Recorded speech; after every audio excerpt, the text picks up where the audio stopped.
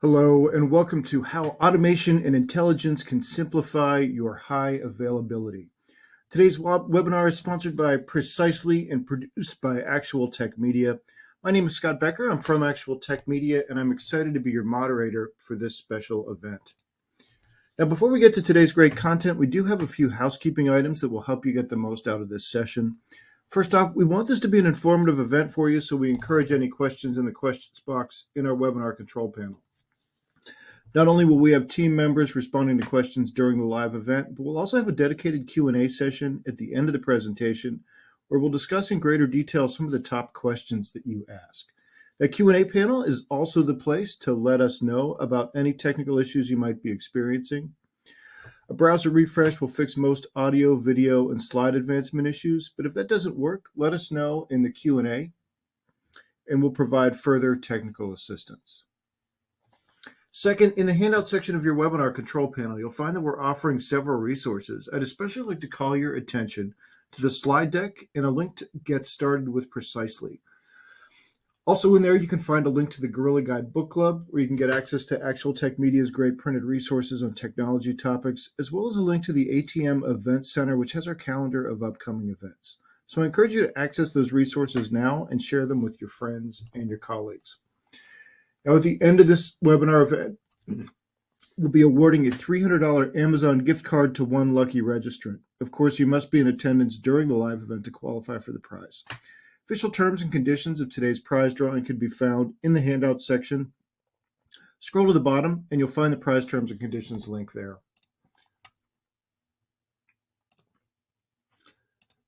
Finally, one of the best benefits of this event is the opportunity to ask a question of our expert presenters. To help encourage your questions, we have a special additional prize for you. That's another Amazon gift card, this one for $50 for the best question. At the end of the event, we'll look at all the questions, pick out the very best one, and contact that prize winner. And with that, let's get to today's fantastic content. So it is my pleasure to introduce you to our presenters today. We have Bill Hammond, Director of Product Marketing at Precisely, and Dan Sims, Product Management Director at Precisely. So now I'm going to turn things over to Bill. So our topic today is all around automation and intelligence and how that can make your life simpler with your high availability solution. You know, high availability historically may have had a bit of a reputation of being something that had a lot of complexity, difficulty in time considerations to manage. But I think there's been a lot of change. And just Dan and I today are really going to highlight some of the things that have evolved in the high availability space to take advantage of the automation and intelligence and make this just a much easier, simpler solution for customers to implement and to use on a daily basis. So we're going to start off the conversation here. I want to talk a little bit about what are the drivers for this really being cloud and how that's kind of changing everybody's perspective on how they want to run their IT environments. And it changes that cloud and virtual environments like that require from a licensing standpoint. And then we've got some more topics here: object synchronization, automated configuration. We're going to show you a demo about how much simpler the configuration has become, particularly with MIMIX 10. And then highlight a couple of other capabilities of the MIMIX product. We'll have some time for Q&A at the end. And as you see there, we'll show you that demo about the middle of the presentation. So moving forward into the actual conversation, you know, we've always kind of felt at Precisely here that there's been different drivers for high availability. You know, the things that people are looking for in a high availability solution, you know, having high performance replication is at the top of the list. You know, you want that replication performance to be there to make sure that changes on the primary system get moved and replicated to the backup system as fast as possible with as low impact as possible to keep those two systems in sync. And then the other piece is just this data integrity story about making sure that the data indeed on the primary system and your backup or your target system are in sync with each other, that there's a consistency between that data that you can rely on in the event you have to switch to it or use that data for another purpose like reporting or anything else. You want to make sure that there's a really strong component of data integrity involved. And then the third thing, and that's really kind of where we're going to focus more on today, is this making that high availability solution, which brings all the benefits of, eliminating downtime and being able to have that resiliency, but providing that capability in a way that is easy to run, managed for you as much as possible, to not rely on a lot of user intervention. And that's really what the product has evolved over the time. IBMI is really starting to come into its own as a cloud computing environment. There are different statistics on how many people that run IBMI are actually using the cloud, but most of them hover around this 20%, but it's 20% and growing. So it's becoming a pretty significant part of the IBMI computing infrastructure that's actually being run in the cloud. And generally people don't move everything in the cloud. They don't have everything online. What they generally tend to have is a combination of the IBMI in their data center and then in the cloud as well. So kind of a hybrid environment is the way that's typically phrased. But when you look a little deeper at where do those workloads, or what are they doing with those workloads in the cloud, the testing and development is a big one. You can use the flexibility of the cloud environments to spin up a test environment to, for any number of things, testing applications, testing systems, whatever. But also they're running their backups or, their data protection, whether that's high availability or just some other level of backup DR capability. That's another one of the key workload areas. And then finally, just core business applications. They may take their homegrown applications, still run it up in a cloud environment as well. So, real legitimate workloads are out there being run in the cloud. So that is changing sort of the face of the IBMI environment. So what are people looking to do with their IBMI when they're moving to the cloud? Generally, we find these are the four sort of areas that are driving this move. Why move to the cloud? To reduce costs. That's generally the number one answer people have. And it can be tricky because if you don't think about your cloud deployment right, costs may not go down as much as you think. Making things more efficient, streamlining the efficiency here because of the ability for the cloud and its elastic nature, its ability to spin up workloads and take tear them down. Just be able to do that in a very efficient manner is important. Ensuring availability by having a cloud deployed DR or high availability solution, the cloud can make that and enable that kind of a environment much easier than maybe having to do it all in your same data center or multiple data centers. And just the overall ability the cloud gives you to improve that agility, to be able to make changes to your environment, try something out, test it, and then implement it on-prem if you want, or run it in the cloud. So generally, these are the four areas that people are looking to try to bring their overall efficiency and just productivity up by using the cloud. When we look more specifically at the options that people are using in the cloud, what's really happened over the last couple of years is that the public clouds have become a much more prevalent option for people. IBM has their public cloud offering for IBMI specifically. As with Amazon, you can run IBMI in the Microsoft Azure environment as well as Google Cloud. So there's public cloud options that people can very easily take advantage of for the IBMI specifically out there. And that wasn't always the case. A lot of those public clouds didn't support IBMI in their first iterations, and now they do. So IBMI is a very viable alternative to be running in the public cloud. But in addition to that, people are running not only their own private clouds, but we're seeing a lot of managed service providers spin up those kind of environments to have the ability to offer that capability for other IBMI shops. And we do business at Precisely here with a number of those managed service providers, and we see a lot of our HA clients actually using those private cloud providers or managed service providers along with their on-prem for their cloud deployments. And as people are moving things to the cloud, that ability to be efficient and automated and as low impact as possible becomes really, really important But we've been adapting and evolving our MIMIX product over the last couple of years for that environment specifically. And I'm going to turn it over to Dan Sims now, our product management person responsible for all of our HA solutions here at Precisely.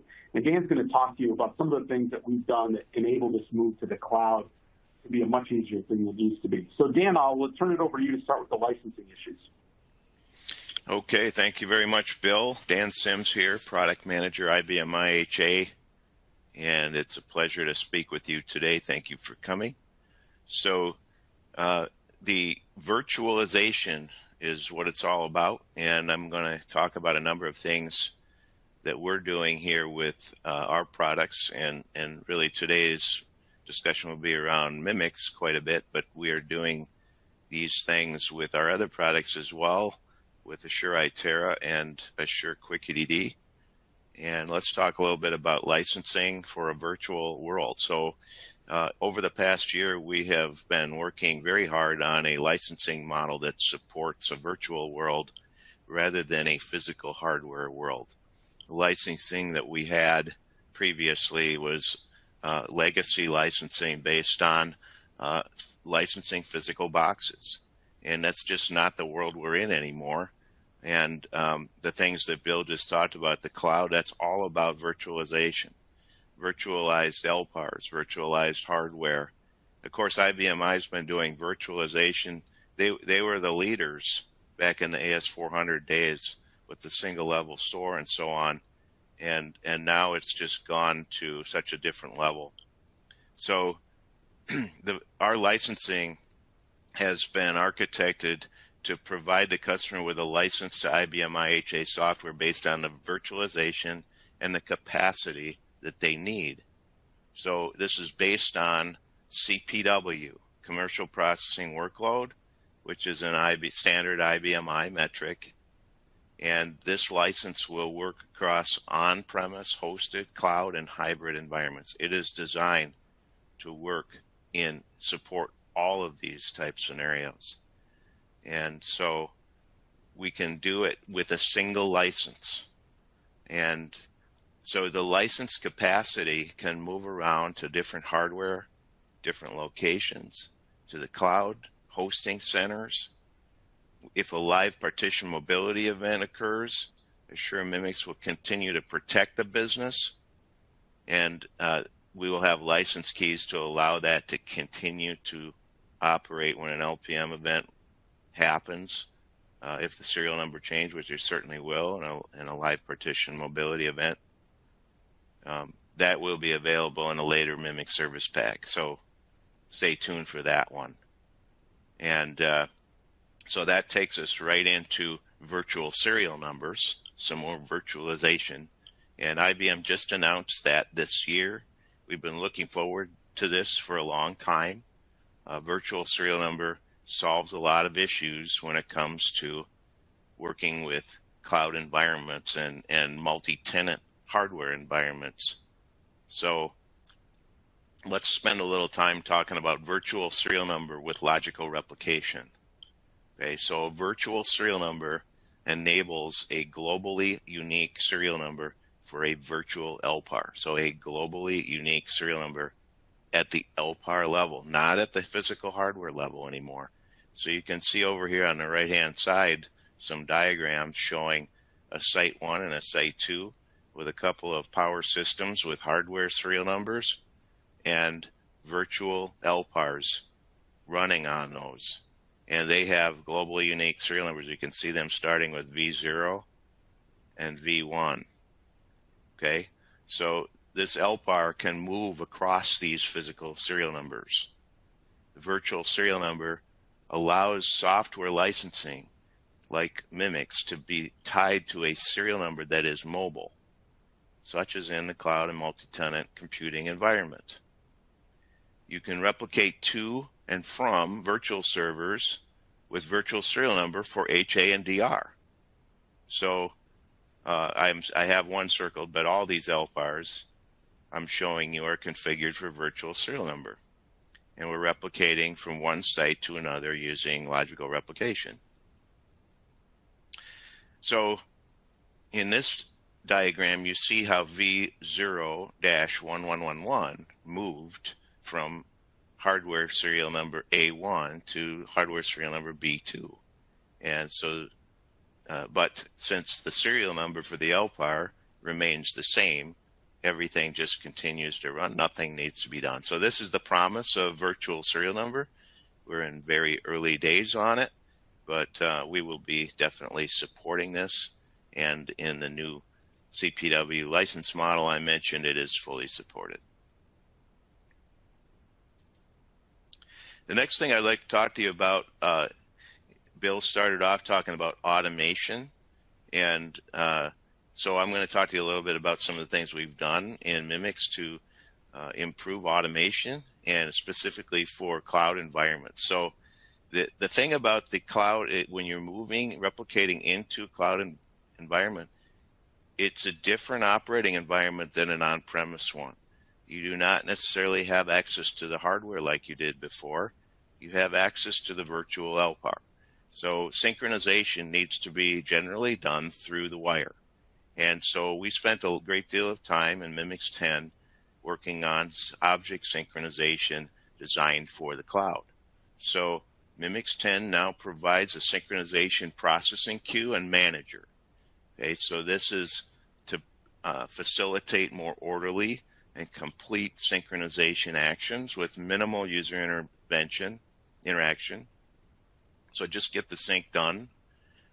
And very importantly, we want to minimize the impact to the production system.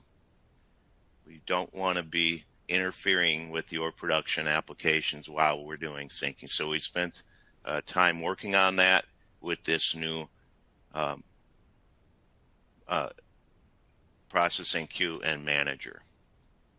So synchronization actions will use intelligence to evaluate the state of the object on the backup and choose the most efficient method available. So what we did is with MIMIX 10.0.01, we released the processing queue and manager, and then with MIMIX 10.0.05, we just added the synchronization actions with intelligence. So that's very exciting. And I was going to add a slide, but I didn't get to it, to talk about the sync on start. So if you go into MIMIX and you configure a MIMIX data group object entry, you can scroll down to the bottom and set the synchronization on start, sync on start, and that will use this intelligent automated synchronization to resync your library over to the target using these new techniques. So that's very exciting. And of course, if you're using the Assure Unified Interface, you will do the same thing when you do the include in replication wizard. You will use these new synchronization techniques. So moving on to the next one here, automated configuration. So what we did in MIMIX 10 is we developed the automated journal-driven configuration. And this is quite new based on compared to a traditional MIMIX technique and configuration. So let's spend a little time talking about this.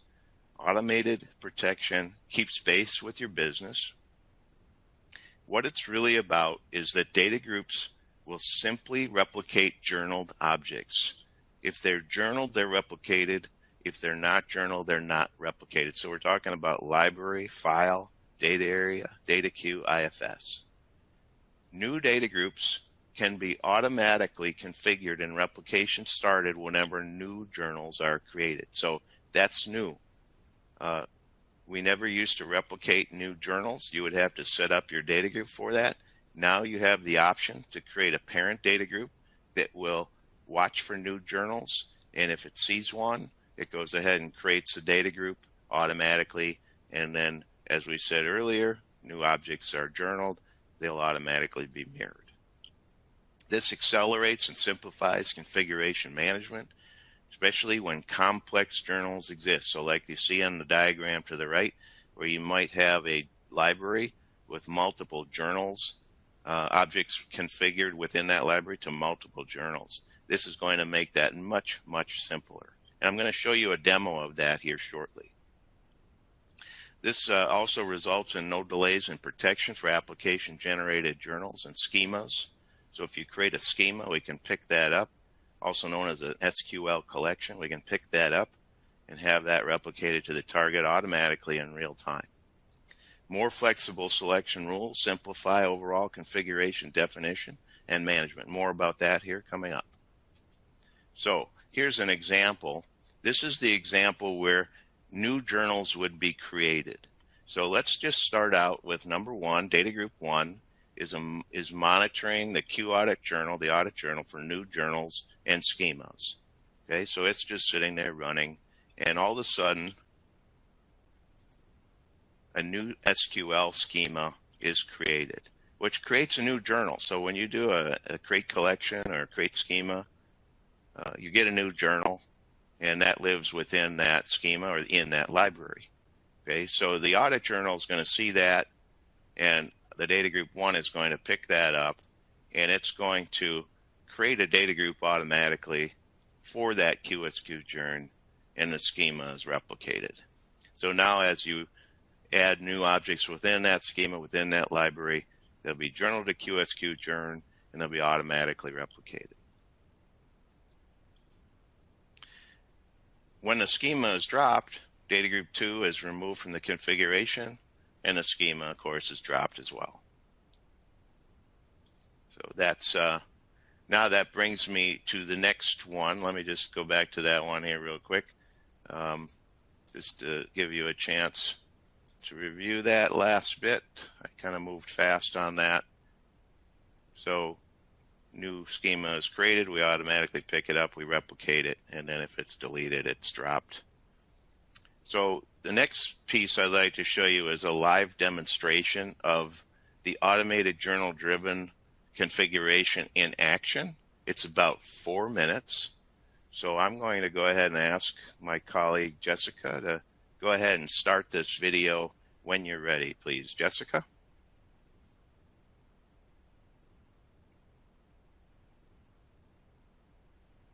This is a demonstration of how to use the automated journal-driven configuration support in Assure MIMIX 10.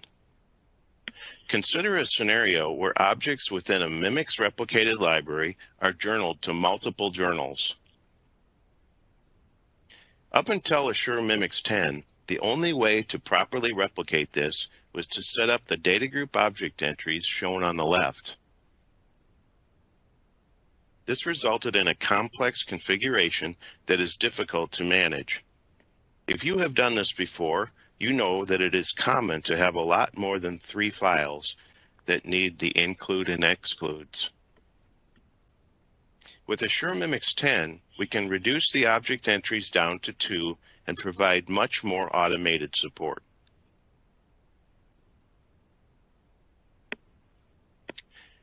I will demonstrate how this can be done.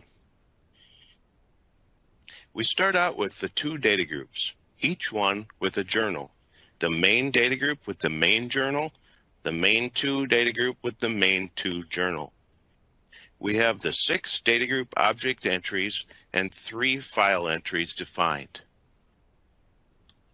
I am bringing up the data group object entries.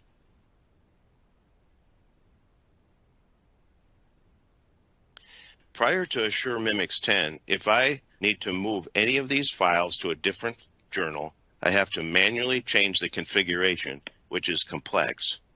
Let's convert these 2 data groups to an automated journal-driven configuration so you can see how much easier it is.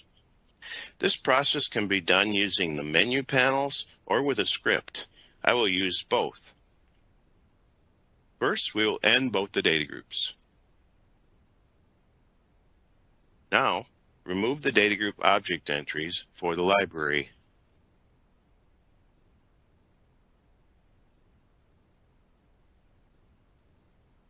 Now we will change the data group definitions to enable the automated journal-driven configuration. The main data group will have the journal-centric configuration of *all. The main 2 data group will have the journal-centric configuration of *file.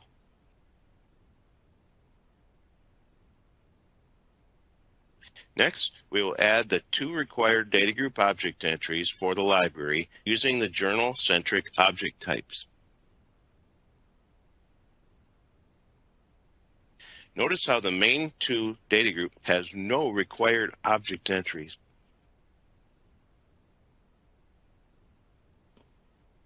Now we are ready to restart the data groups.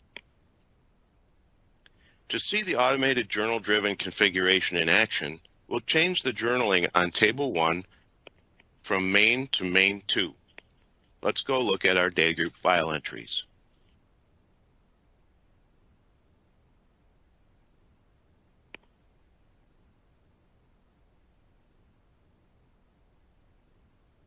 After running the njournpf, the file entry is removed from the main data group.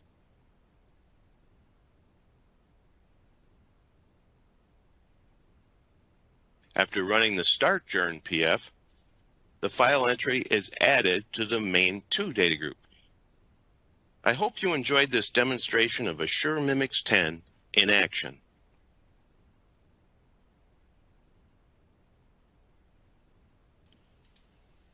Okay. Thank you, Jessica, for that. Let's talk now about IronStream for HA and what's coming up. So what we're working on right now, this is in development, and we plan to release this later this year.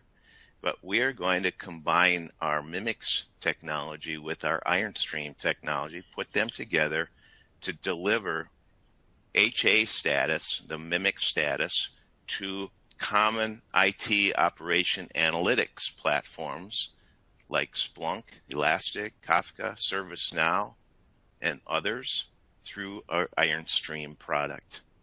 So the way this works, you can see on the diagram here that we have a MIMIX instance running on an IBM I. And what we're actually going to be doing is writing status information to a journal. And that's really what MIMIX is going to be doing. That's all it's going to be doing. And you might ask, what kind of information will you be writing? And that the answer to that is we will be writing similar information to what we're sending to the Assure Unified Interface GUI MIMIX interface. So then the IronStream product will read that journal and send that off and make it available to these IT operation analytic platforms. Now, you might say, why are we doing this? We're doing it because customers are demanding more analytic and historic information, and they want the IBM I to be merged in with the rest of their data center. And the Assure Unified Interface was our first attempt to provide this type of information, but the marketplace is demanding more flexibility, more customization. They want to build workflows. They want to use business intelligence. They want to use artificial intelligence to run the business and to how to control incident response. So that's the strategy that we're taking now with MIMIX status. So this shows you an example, and this is very much subject to change, of what a Splunk dashboard might look like for a MIMIX instance. So that is something that is coming up. We expect this to be very useful for large MIMIX operators who have many instances to manage, like managed service providers or large customers who have a lot of MIMIX running, cloud service providers, and so forth. Okay, and with that, I think that comes to the end of my slides. So I'd like to turn it back over to Bill Hammond. And again, thank you all for joining. Thanks, Dan. That was great stuff. I just wanted to sort of wrap this up a little bit here with a couple of comments.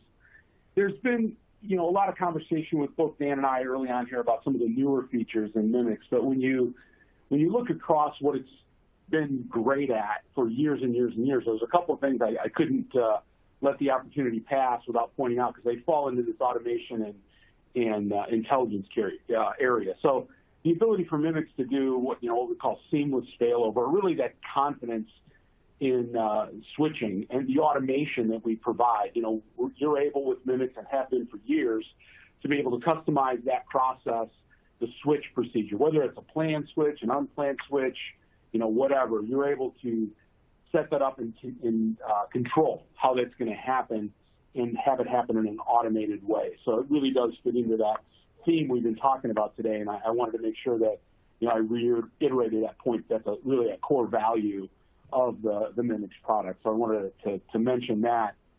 And then, in addition, the other issue really is keeping things, that data integrity piece that you remember I talked about. I think it was on my first slide. The strong and just really powerful auditing that MIMIX does to make sure that the system, primary system and the target system are in sync with each other. And what that requires is, the ability to continue to look at that replication process, make sure that the things that are on the primary are on the backup, they're the same, they're validated that they're the same, that we can be confident in that data integrity. Because at the end of the day, if that data has a problem, it can compromise your switch. So the auditing is a key building block of that automated switching and that confidence that you have in the switch process itself. Being able to have the reports that you need, whether it's for your own peace of mind or whether it's for you to send up the chain of command in some cases to prove that the system remains in switch-ready state, things like that. To have those reports is really critical. And just be able to look and make sure that your current environment is within your RTO, recovery point objective and recovery time objective, RPO, RTO, parameters that you have set up for your company. And the auditing is just such a key piece of that. And we've worked over the years and years to continue to make that both more powerful and more comprehensive, to make sure that we're auditing as many things as you can to make sure that switch integrity is still there. And it's really, again, a key piece of the building blocks of that whole automation and intelligence that can make your HA environment and your HA solution easier to run and to manage. There are a number of other MIMIX advantages in terms of ease of use and performance, and just having the confidence. We've been spending a lot of time actually on that column, the confidence piece, and then also just the flexibility. MIMIX has always been a product that lends itself to a lot of customization and adaptability for different client environments. In some ways, we're trying to make that easier to use. Flexibility always comes with a certain level of potential complexity, and as we continue to evolve the product, we try to keep the flexibility, but also offer the ability to automate and handle some of those tasks for you. Last point I just wanted to make to reiterate, not only is the Precisely company bringing MIMIX to you, but we also provide a really expert group of services, people that can help you with upgrades, do availability updates and tune-ups and things like that. We can do tests to make sure your system is set up optimally. We clearly can help you get set up when the initial deployment, get you up and running, get your staff trained. So our professional services team is just state of the art in terms of understanding both the challenges of HA as well as understanding how to adapt the MIMIX product to your individual area. So I encourage you to take advantage of our services team in whatever state you're in, whether you're a new customer, you're a customer who's going to go through an upgrade, maybe you're going to move to a new IBMI hardware platform later this year. We all know Power 10's coming out. We can help you with that migration. We can help you with any number of things. And then the other pieces we also have, if you don't want to run your HA environment at all, we have the ability to completely run that for you with our managed services team, and that's across MIMIX, a quick EDD product, or our ITERA product. So we have different offerings to meet your particular needs, or we can do things on more of an a la carte basis. But if you're struggling with whether it's staff, IBMI expertise, whatever, keep in mind that Precisely does offer a complete suite here of managed services to completely take the HA administration off your plate entirely, and we can do that for you. So with that, I want to move us to the QA session here. Let me take a look at what's coming to our queue. All right, Dan, I think you know the answer to this one, but I'll throw it to you just to make sure I don't say something wrong. I know the MIMIX pen is available in several new editions with different feature sets. Is automated configuration available in all of them? Yeah, thanks, Bill. And everything I showed today is available at all the MIMIX levels, yes. Okay, good. So simplicity there. I think you may have answered this, so the question may have come in a bit earlier, but the IronStream integration, is there a availability date, or the question is asked, when do you expect that to be available?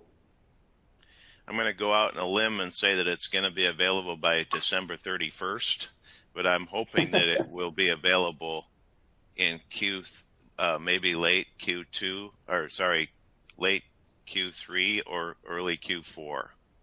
Okay, so I think, yeah, we don't have a specific delivery date on that yet. We're working hard on it, driving toward, think of this as, I think this is what you said during the presentation, sometime this year. So keep that in mind if you want to have the date there. I'm not sure if this was a question or just a parenthetical ad, but the statement is, I've been told by support that 3 entries are needed. Dan, can you see that question? Non-journ, star live. Yeah, I got this one, Bill. Okay. So this person was very attentive, and they were looking at my object entries in the demo. So kudos to you. And the question is, do you need a library include in there? And the answer to that is, as of today, the library include is a non-journal centric object type. You can put it in there, but it is not a journal centric object type. Now, what's new about MIMIX 10 is that we have a new object tracking entry that we've never had before, and that is of type library. So if you're familiar with the 5250 interface, you would go to option 52, object tracking entries, where the data areas and the data queues always have been, and you'll see a library tracking entry in there. So what that's for is to keep track of the library object, and so that means that you get journal entries for that library object. So if you change object authority or object attributes for the library, or journaling for the library, it will be replicated through that way. But the QSys StarLib object entry is a non-JCC one for the time being. That could change in the future. I've actually been thinking hard about that, and that's a great question. So thank you for asking it. All right, thanks, Dan. There's one question here that came in about getting the presentation by email, and you'll get a link to copy the presentation as well. So the answer to that question is yes, you will get the presentation. Edward, just come in here. Customers who are using different physical hardware for HA, how can this new serial number be helpful? Dan, you want to hit that one? I think you're probably more conversant on the value prop there than I am. Yeah, I got to think about that one for just a moment. Customers who are using different physical hardware for HA, how can this new virtual serial number be? Okay, so this is another good question. So yeah, I tell you what, everybody out there who has a MIMIX license, IBMI, we've all been using hardware serial numbers. So there's no virtual serial numbers out there yet. It's all brand new. But the way this thing is going to work, and IBM, of course, is the expert. This is their functionality. But the way it's going to work is you're going to go and configure the virtual serial numbers through your HMC. So you might have a number of IBMI power systems, and you will hook them all together with your HMC, and you'll get a pool of virtual serial numbers. You will get that by working with IBM. So as far as I'm concerned, the end customer has an LPAR with a globally unique serial number based on that configuration. So that's it. And then the LPAR has that globally unique virtual serial number. It's still running. Of course, it's always running on physical hardware. But then within cloud and pooled managed environments, and using various techniques like live partition mobility, you can move that virtual partition over to run on a different physical hardware system. So that's what's unique about this, is that we're actually licensing the LPAR and the capacity running within that LPAR. We're not actually licensing the physical hardware anymore. That's why I thought it was important to cover it. So if you have any questions on it, feel free to ask again and send them in. But it's just an entirely new thing, and it's designed more for virtualized environments. I'll just wrap up by saying I really appreciate your time today. Thank you for attending. Hopefully those resources that are on the slides you saw will be valuable for you. You will get a copy of these slides and a post event here, so you'll have access to those links and you can go and try those things. So with that, I will say thank you. Have a great rest of your day, and appreciate your time. Thank you.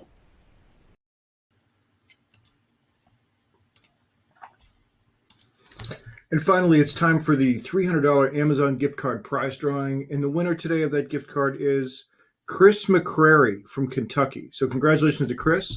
We'll be in touch to get you your card. And with that, on behalf of the Actual Tech Media team, I want to thank Precisely for making this event possible. I want to thank Bill and Dan for a great presentation, and all of you in the audience for attending and for your questions. That concludes today's event. Have a great rest of your day.